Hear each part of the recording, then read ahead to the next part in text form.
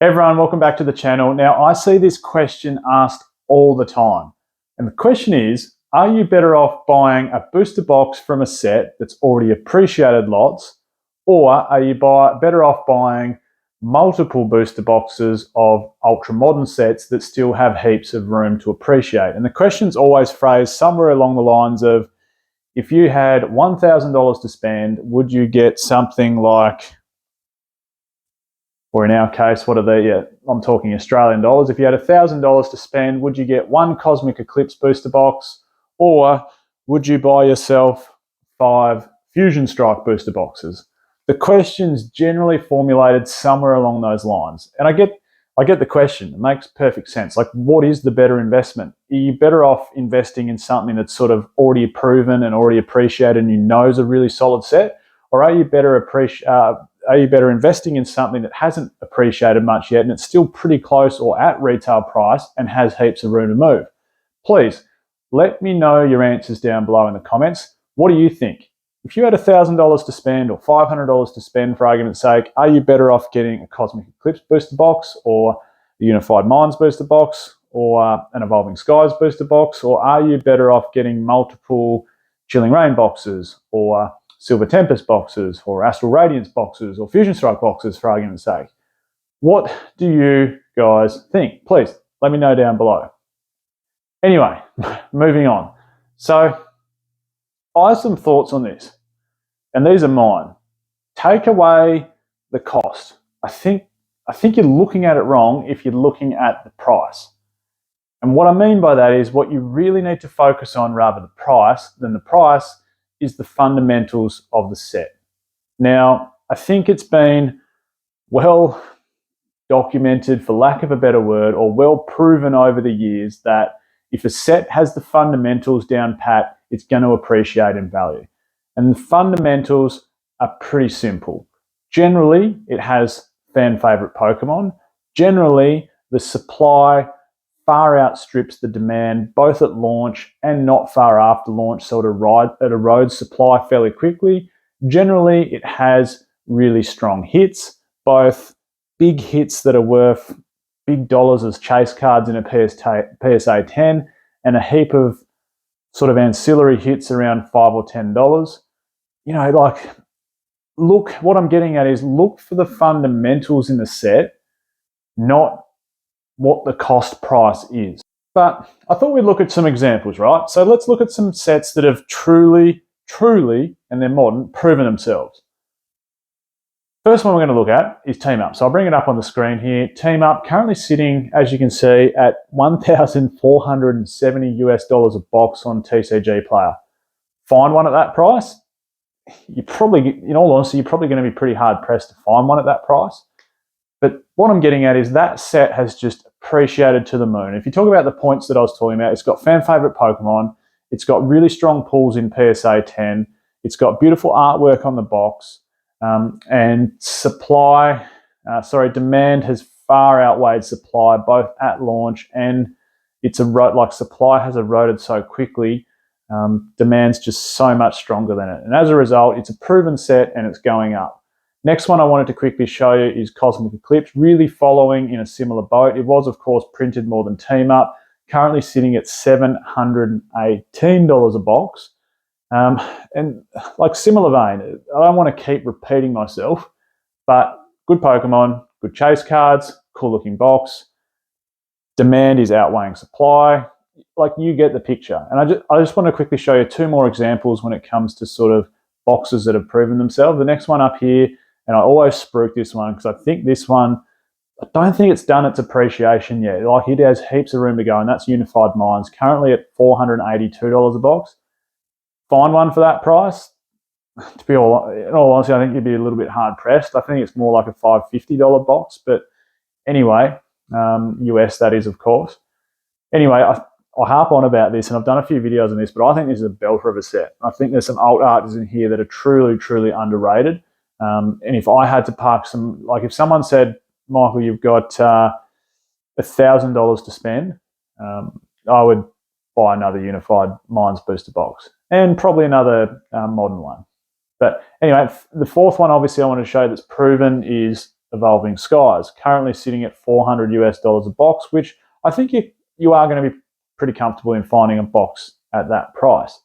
Now, let's jump over to the other side of the coin, which is, I suppose, the ultra modern stuff. The stuff that you can still get pretty close to a retail price. And I want to just go through 4 of them here as well. So we're sort of comparing 4 sets that have really, truly proven themselves over the last 3-4 years, and 4 sets that have some proving to do, but certainly plenty of potential. So the first one that I wanted to show you, which again I think is a little bit of a sleeper set, is Fusion Strike up here, currently sitting at 142 a box. And if we think back to sort of those criteria about what's going to make a set good, it has some fantastic artwork. I know it's missing a trainer gallery, which is probably its Achilles heel. If it had a trainer gallery, this set would be a belter. Definitely I think would be number 2 behind Evolving Skies if it had a trainer gallery. But the alt arts in this, the Gengar and the Espeon,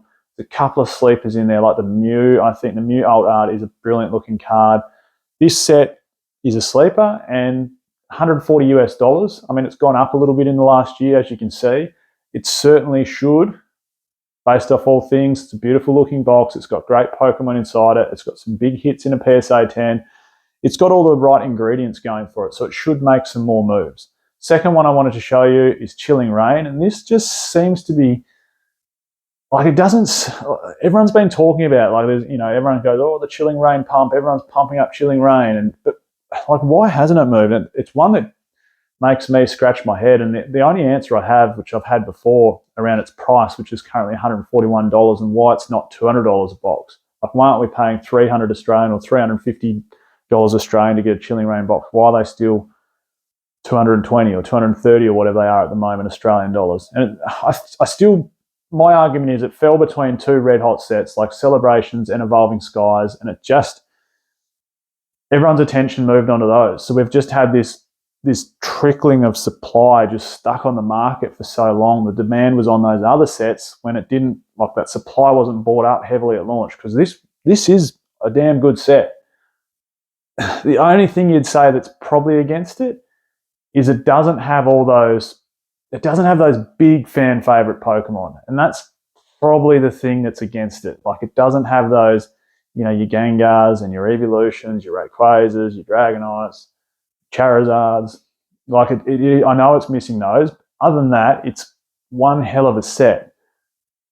I obviously think it's got heaps of room for appreciation. Third one I want to show you up here, Astral Radiance, one of the cheapest, or probably the cheapest Sword and Shield booster box that you can buy yourself at the moment at $120 US, which is, I think I still see them on eBay, which is $180 Australian. Like, that's a damn cheap box.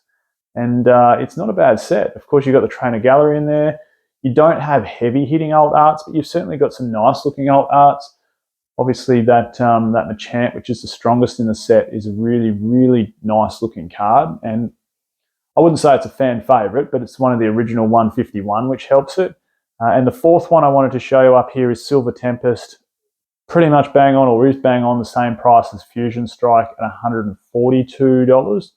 I think if you compare Fusion to Silver Tempest, Fusion's got the better heavy hitters, as in the better alt arts.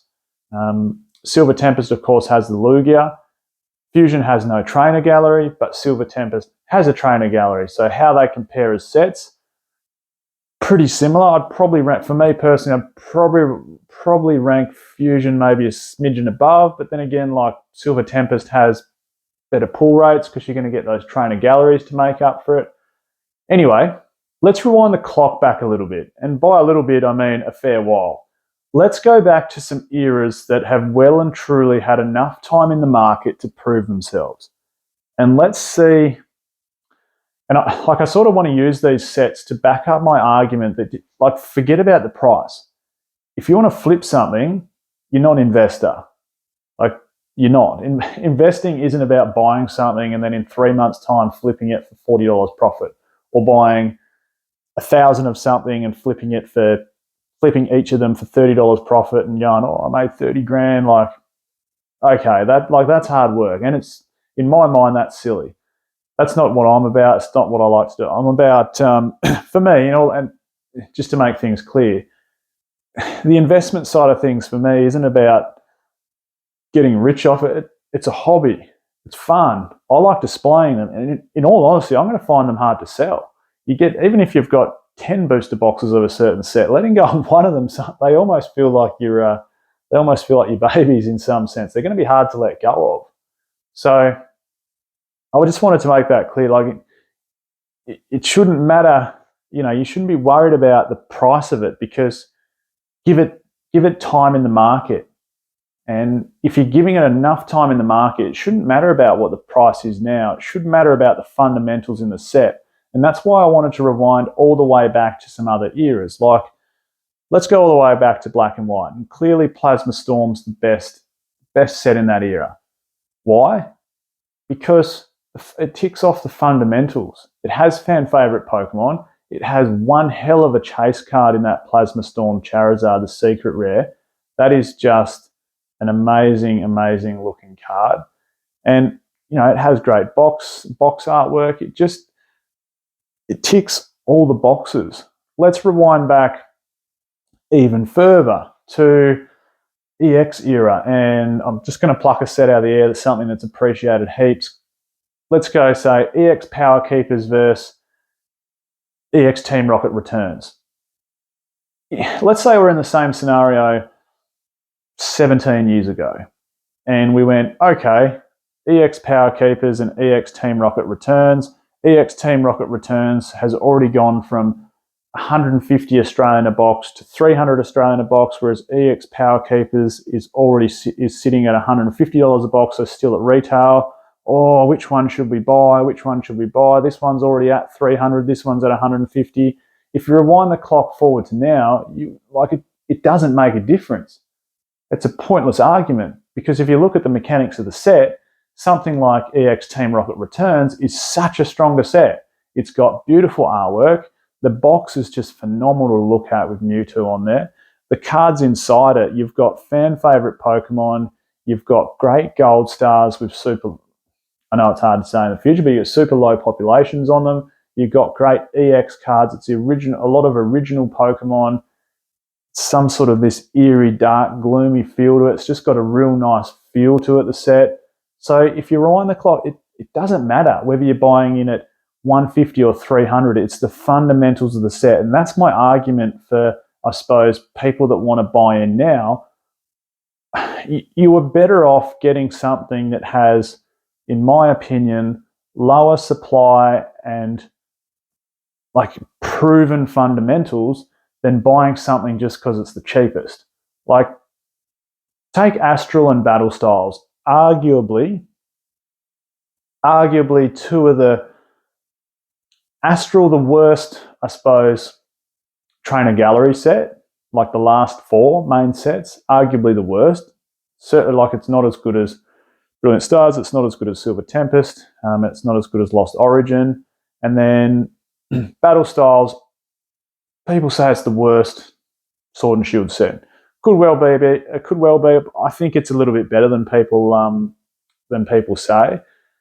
But my point is, why aren't you're better off buying something with proven statistics and fundamentals and proven Pokemon inside it, and spending a tiny bit extra than buying Battle Styles and expecting it to go from, I don't even know what it's sitting at the moment, probably 110 US.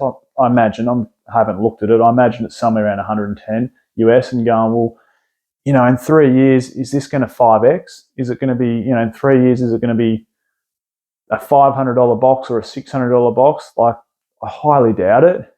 You're better off choosing something with better fundamentals and watching that go up. So feel free. People should have or will have different opinions on it, but please feel free. Drop me some comments below.